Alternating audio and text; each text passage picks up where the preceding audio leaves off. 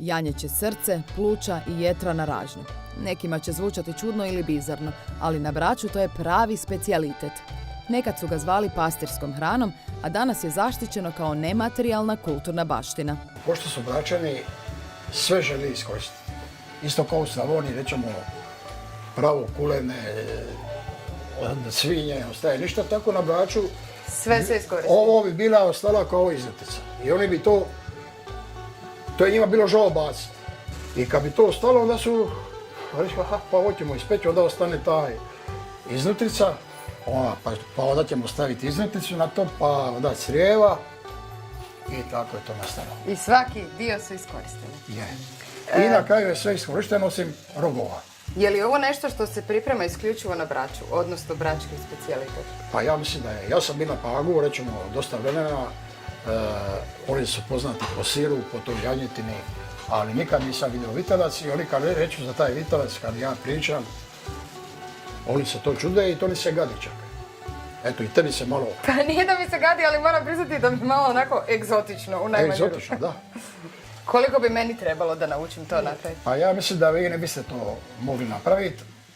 Naravno, jer nisam s Brača. Ne. Nego zašto? Nego ja bilo možda to ne bi vam bilo baš simpatično kad ta crijeva.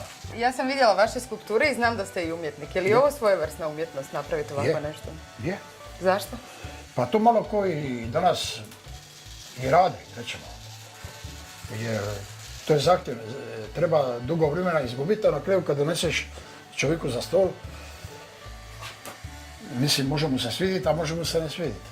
Idemo onda za stol, probati ovo bračko čudo kojem se dive gastronomi iz čitavog svijeta. Je li volite jetru, je li volite srce, je li volite pluća?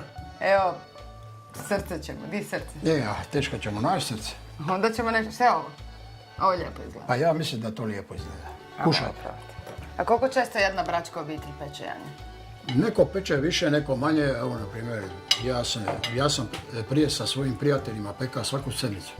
Ali bili smo mlađi ljudi i imali smo para. Koliko se sada često peče janje? A sada manje para, manje pečenja.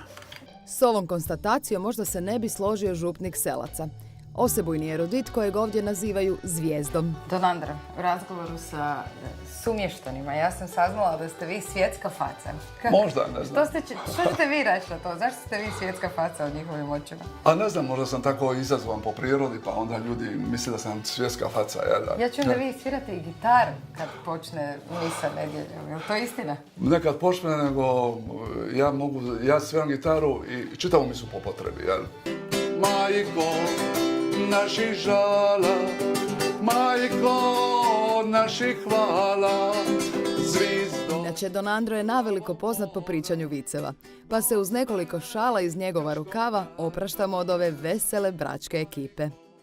Bilo je u svojevremeno kod nas pitanje ovih golača, zapravo ovih plaža FKK, jel? I onda su govorili da bi trebali ipak svećeniki njima govoriti misu od nedjelje na plažama, jel? Ali bio je problem gdje će držati novac da mogu dati za limuzinu preko mise. Ja sam već mislila da ćete reći da mogu svećenici držati gole mise nedjeljom. Gospe kršnog brata.